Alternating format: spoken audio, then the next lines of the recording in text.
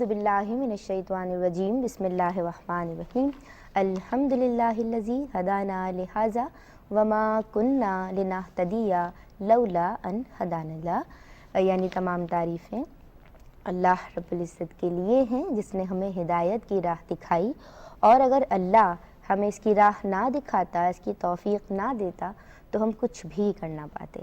اللہم صلی علی سیدنا و مولانا محمد عدد ما فی علم اللہ صلاۃ دائمۃ بدوام ملک اللہ۔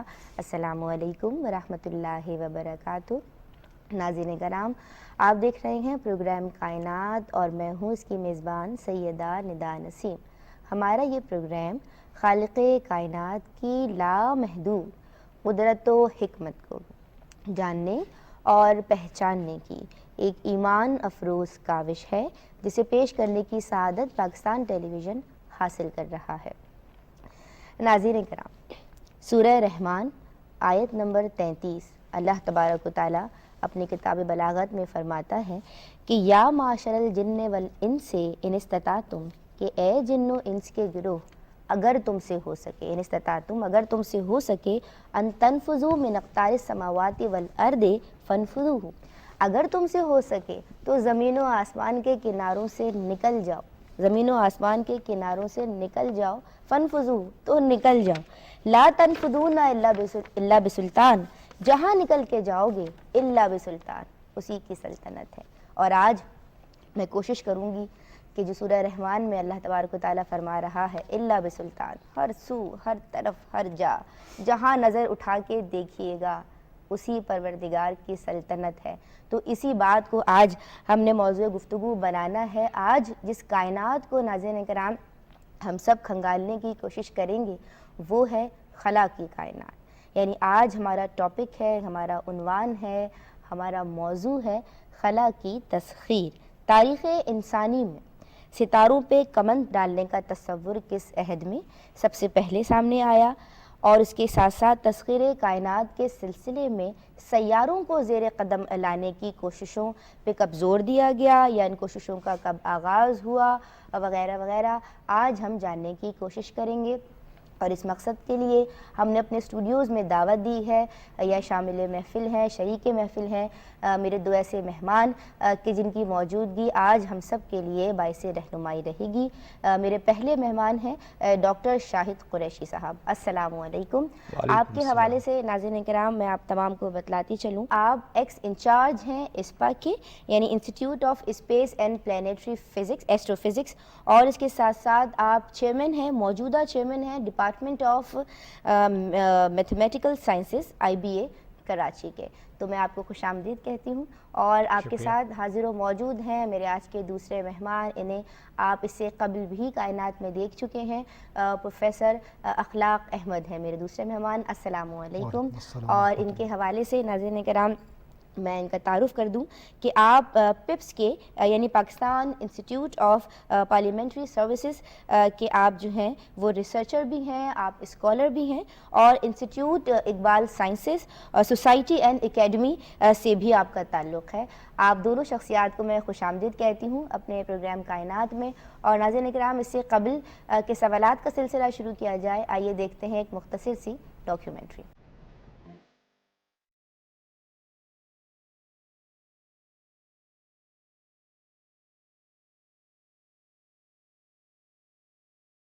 انسان نے جو ترقی کی منازل طے کرنا شروع کی، اس کی نگاہوں نے کائنات کے سربستہ رازوں سے پردہ اٹھانے کے لیے مختلف سیاروں اور ستاروں کی جانب اپنی تحقیق کے دائرے کو وسیع کرنا شروع کیا۔ جنگ عظیم دوم کے بعد دو بڑی طاقتوں یعنی سوویت یونین اور امریکہ نے خلائی میدان میں ایک دوسرے پر سبقت لے جانے کی کوششوں کو تیز کر دیا، اور جب سوویت یونین نے 4 اکتوبر 1954 کو اسپوتنک 1 کو خلا میں بھیجا تو انسانی ترقی کے ایک نئے دور کا آغاز ہوا۔ انسان نے خلا میں جانوروں کو بھیجنے کا بھی تجربہ کیا، اور لائکا نامی کتا وہ پہلا جانور تھا جسے 3 نومبر 1957 کو اسپیس میں بھیجا گیا۔ پہلی کامیاب خلائی پرواز جس میں کسی انسان نے خلا کا سفر کیا وہ ووسٹک 1 تھی۔ 27 سالہ یوری گیگرین نے 12 اپریل 1961 کو خلا میں پہنچنے والے پہلے انسان ہونے کا اعزاز حاصل کیا۔ انسان کی اس کامیابی نے خلائی سائنس کو ایک نئی جہت عطا کی اور بالآخر انسان نے 20 جولائی 1969 میں وہ سنگ میل عبور کیا جو خلائی میدان میں اس کی کامیابیوں میں سے ایک عظیم کامیابی تھی، جب امریکی خلائی مشن چاند پر انسانی قدم پہنچانے میں کامیاب ہوا۔ اپولو 11 نے چاند کو تسخیر کیا اور نیل آرمسٹرانگ نے چاند کی سطح پر چہل قدمی کی۔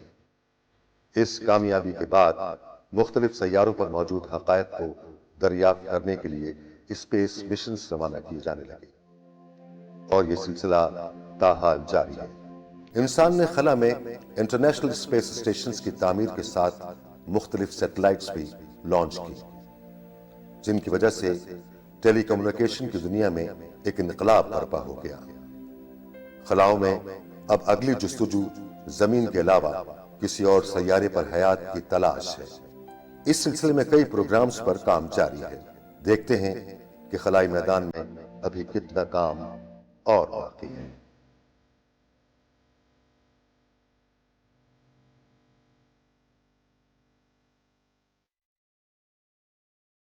ناظرین کرام، ڈاکیومنٹری ہم سب نے ملاحظہ کی، سوالات کا سلسلہ شروع کرتے ہیں۔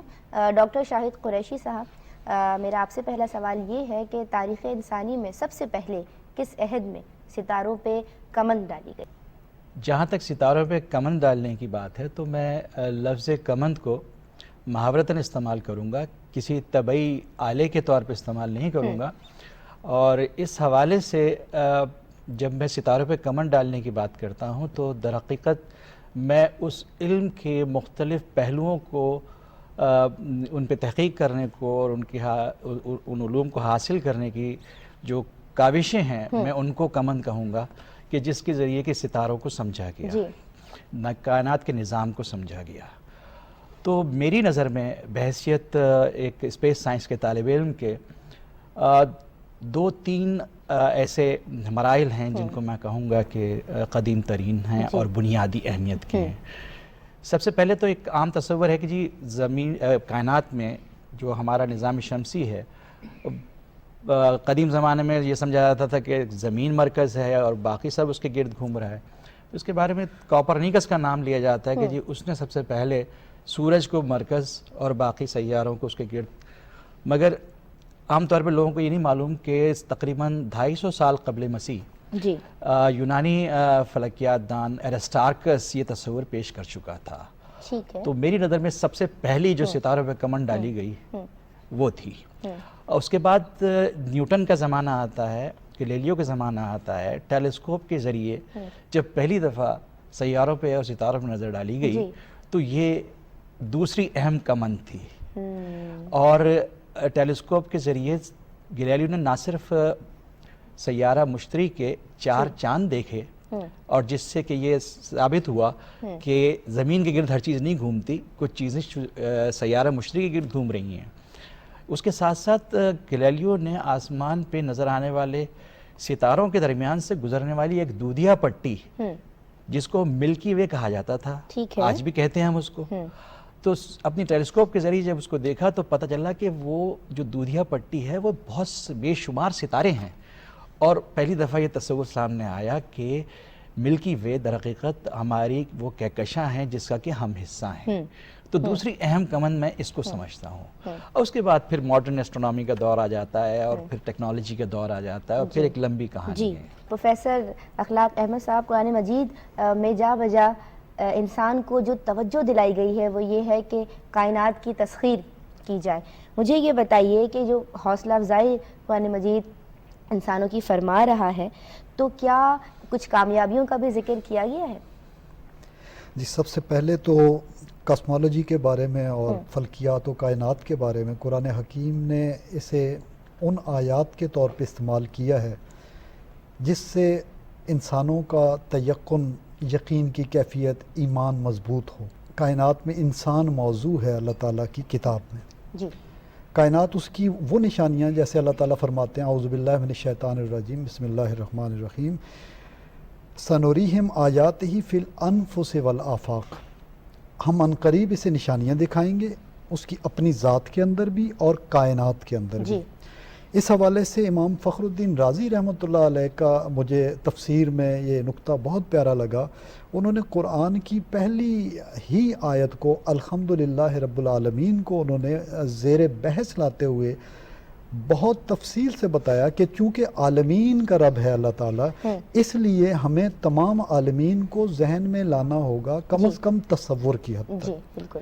نمبر 2، اس کے بارے میں جو حیرت انگیز آیت ہے، ایک تو آپ نے تلاوت فرما دی کہ جس میں اللہ تعالیٰ نے کہا کہ اے جن و انس کے گروہو، تم اگر نکلنا بھی چاہو اقطار السماوات والارض، تو ان کوریڈورز جنہیں تم سمجھتے ہو تو تم نہیں نکل سکتے سوائے اس کے الا اف کنڈیشنل، کہ ہو سکتا ہے، یہ ممکن ہے بسلطان. جیسے آپ صلی اللہ علیہ وسلم کا دعائیہ جملہ ہے جو قرآن حکیم میں مینشن ہے آیت کے طور پہ، یہ بہت سلطان کی طرف اشارے کو مضبوط کرتا ہے کہ آپ دشمن کی قوتوں سے ایسے نکل جاؤ گے کہ دشمن دیکھ بھی نہیں پائے گا، دشمن کو نظر نہیں آئے گا، انویزیبل ہو جائیں گے آپ، لیکن آپ کے ساتھ وہ قوت ہوگی جو منزل مقصود تک پہنچائے گی.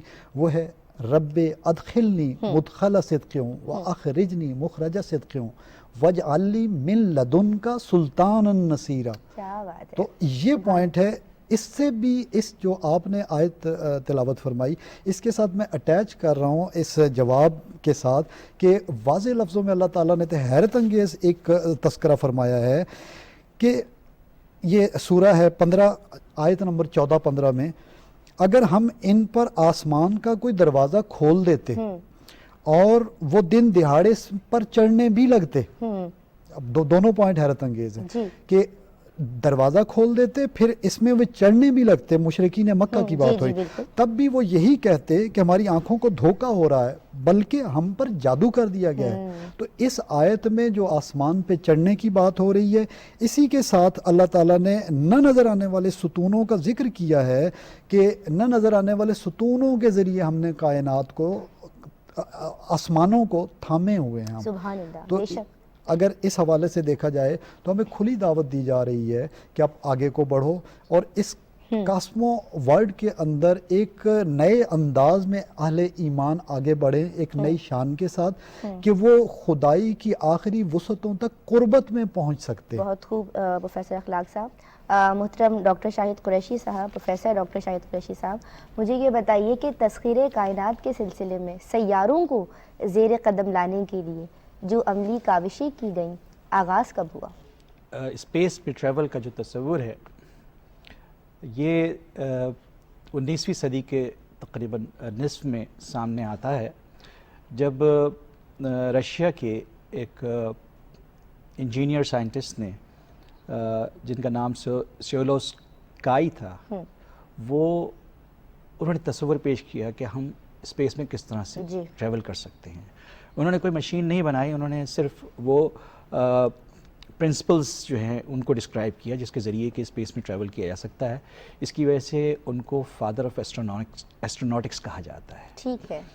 اور آج جس طرح سے بھی ہم اسپیس میں جاتے ہیں، چاہے ہم چاند پہ گئے ہوں، چاہے ہمارے مشنز مریخ کی طرف جا رہے ہیں، چاہے مشتری کی طرف جا رہے ہیں، کچھ ایسے ہیں جو کہ پلوٹو اور نیپچون اور پلوٹو سے بھی آگے جا چکے ہیں اور ان سے ابھی تک ہمارا لاسل کی رابطہ قائم ہے اور اس سے ہمیں معلومات مل رہی ہیں. تو اس کا جو نظریاتی جو بنیاد تھی وہ انہوں نے ڈالی.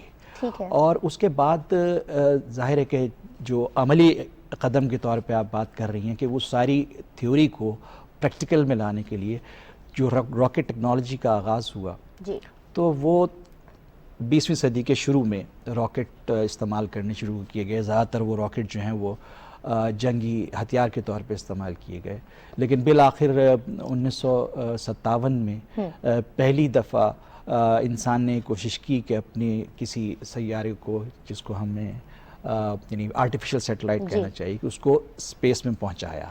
تو 1957 وہ سال ہے جس میں عملی طور پر ہم اسپیس ٹیکنالوجی یا اسپیس ٹریول کے دور میں داخل ہوتے ہیں. اور اس کے بعد پھر چاند کی طرف جانا اور پھر وہ مشن روک دینا، اس کے بعد بغیر انسانوں کے مشن جو ہیں وہ مریخ تک پہنچائے جانا اور مشتری تک پہنچایا جانا. مشتری پہ لینڈنگ تو کوئی نہیں ہوئی، لیکن بہرحال یہ سلسلہ چل پڑا. تو اس میں ایک بات میں اس میں اور آپ کو بتا دوں کہ جب بھی ہم سفر کرتے ہیں تو اس کا کوئی طبعی اصول ہوتا ہے. زمین پر گاڑی چلتی ہے تو گاڑی کے ٹائر جو ہیں ان کے اور سڑک کے درمیان جو فرکشن ہے وہ در حقیقت گاڑی کو آگے بڑھنے میں مدد دیتا ہے. جبکہ اگر ہم ہوا میں سفر کر رہے ہیں تو ہوائی جہاز جو ہے وہ ہوا کے دباؤ کے اوپر تیر رہا ہوتا ہے. جبکہ خلا میں نہ سڑک ہے نہ ہوا ہے, وہاں صرف ایک اصول کام آتا ہے, جس اصول کا میں بھی ذکر کر رہا تھا کہ جتنی تیزی سے ہم ایندھن کو جلا کے ایک جانب کی طرف پھینکیں گے اتنی تیزی سے وہ آبجیکٹ جس میں سے ایندھن جل رہا ہے وہ آگے کی طرف بڑھے گا. بحیثیت سائنس کے طالب علم کے یہ وہ بنیادی اصول ہے جس کے تحت ہم سفر کر سکتے ہیں, اور اسی کی بنیاد پر جتنے بھی اسپیس مشنز ہیں وہ کام کر رہے ہیں. ٹھیک ہے. محترم جناب پروفیسر اخلاق احمد صاحب, اللہ بسلطان کہہ کے کہیں حد بندی تو نہیں کر دی گئی ہے ہماری کہ انسان زمین و آسمان کے کناروں سے تو نکل ہی نہیں سکتا؟ اس کی وضاحت فرمائیے گا. نہیں, بلکہ اس میں تو مشروط کر کے ایف کنڈیشنل سے یہ تو ضمانت دی گئی ہے کہ اگر آپ وہ قوت حاصل کر لیں جو سلطان کے ساتھ ہے, اور جو سلطان نصیر مددگار رب کی طرف سے, یعنی قرآن حکیم میں بار بار شیاطین کا ذکر ہے, اور شیاطین کے حوالے سے قرآن کی آخری 2 صورتیں بہت امپارٹنٹ ہیں, من الجنت والناس, دونوں میں سے ہوتے ہیں. تو جو شیاطین پہنچنے کی کوشش کرتے ہیں انہیں مار بھگایا جاتا ہے, وہ انفارمیشن نہیں لے سکتے. لیکن جہاں تک اسلامک لٹریچر میں پوری کی پوری کائناتی ایک تصویر نظر آتی ہے, وہ شیخ محی الدین ابن عربی کی فتوحات مکیہ اور فصوص الحکم کتابیں ہیں, جن میں اس کی تفصیلات ہمارے ناظرین جو ہیں وہ ملاحظہ کر سکتے ہیں خود. مجھے ابھی فوری طور پہ ڈاکٹر شاہد صاحب کی باتوں سے ایک آیت ذہن میں آئی ہے جس میں انہوں نے کہا سفر کرنے کا کیفیت کیا ہوتی ہے, فورسز کس طرح اثر انداز ہوتی ہیں. مشرکین مکہ اور آج سے 1400 سال پہلے کے زمانے میں اس کا کوئی تصور بھی نہیں کر سکتا تھا, مگر اللہ نے پھر بھی بے چینی کی کیفیت کو سمجھانے کے لیے ایک تو بتایا ہے کہ جس کا سینہ, یہ سورہ ہے 6 آیت 125, کہ آسمان کی طرف جب یہ پرواز کی کیفیت محسوس میں بے چینی ہوتی ہے, بے قراری ہوتی ہے, انگزائٹی ہوتی ہے, یہ فیل کرتے ہیں. پوری آیت میں یہ اللہ نے کہا ہے کہ پس جسے اللہ ہدایت عطا کرتا ہے اس کا سینہ اسلام کے لیے, سلامتی کے لیے کھول دیتا ہے, اور جسے گمراہی میں ڈالنے کا ارادہ کرتا ہے اس کے سینے کو تنگ کر دیتا ہے, اور اس طرح بھیج دیتا ہے اسے یوں محسوس ہوتا ہے. یہاں پہ کہا کہ ان کو ایسے محسوس ہوتا ہے جس کا سینہ تنگ کرتا ہے اللہ تعالیٰ, کہ گویا وہ آسمان کی طرف پرواز کر رہا ہے. اب یہ اتنی بڑی مثال ہے کہ انسان آسمان کی طرف پرواز کر سکتا ہے, وہاں عجیب و غریب کیفیت ہوگی جو نارمل نہیں ہوتی, گریویٹیشنل فورسز کے اگینسٹ ہے. کیسے جا سکتا ہے سائنس کی روشنی میں انہوں نے واضح کر دیا ہے. پوری تمہید مجھے فراہم کر دی اس آیت کو سمجھانے کے لیے کہ پوری کی پوری بات سمجھ میں آنے لگی, پکچر ہمارے سامنے آ گئی ہے. ڈاکٹر شاہد قریشی صاحب, آپ سے میں یہ سوال کرنا چاہوں گی کہ جو پہلی خلائی مشین کامیابی سے ہمکنار ہوئی تو بعض حلقوں کی جانب سے سوالات اس حوالے سے بھی اٹھائے گئے, تو یہ کیا جو اس وقت آبجیکشن اس پہ لگائے گئے وہ ٹھیک تھے؟ آپ کیا کہنا چاہیں گے؟ یہ آپ اپولو 11 مشن کے حوالے سے بات کر رہی ہیں. اچھا, جہاں تک اس بات کا تعلق ہے کہ اپولو 11 مشن جس کے بارے میں ہم کہتے ہیں کہ 1969 میں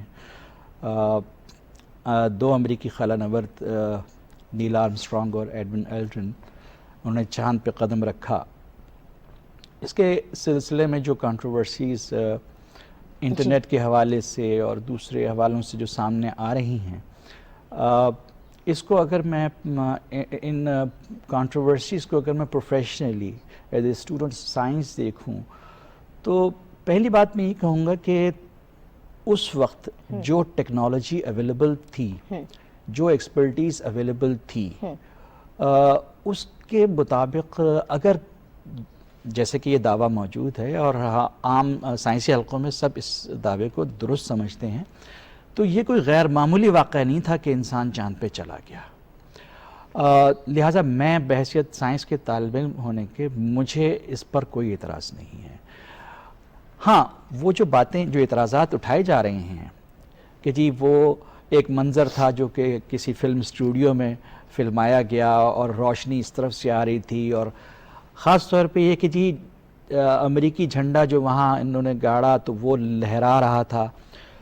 تو ایک سائنس کے طالب علم کی حیثیت سے جب مجھے یہ پتہ ہے کہ سطح چاند پر جو گریویٹی کی قوت ہے وہ زمین کی سطح پر جو قوت ہے اس سے 6 گنا کم ہے.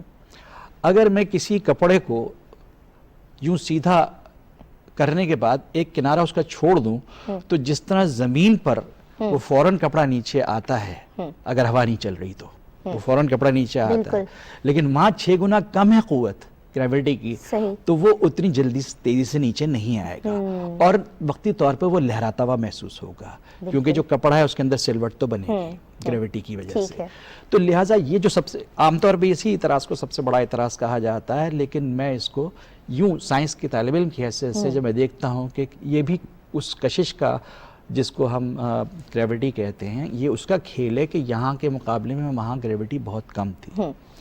تو اس لیے میں ان اعتراضات پر بحیثیت سائنس کے طالب علم کے میں ان کو کوئی اہمیت نہیں دیتا. دوسری جانب اعتراضات کرنے والوں کے لیے میں ایک تجویز دینا چاہتا ہوں اس پروگرام کے حوالے سے کہ دیکھیے اپولو 11 کی جو وہ چاند گاڑی جو چاند کی سطح پر اتری اس میں سے لوگ 2 انسان نکلے تو اس کا نچلا حصہ جو تھا وہ چاند پر چھوڑ دیا گیا تھا. ٹھیک ہے.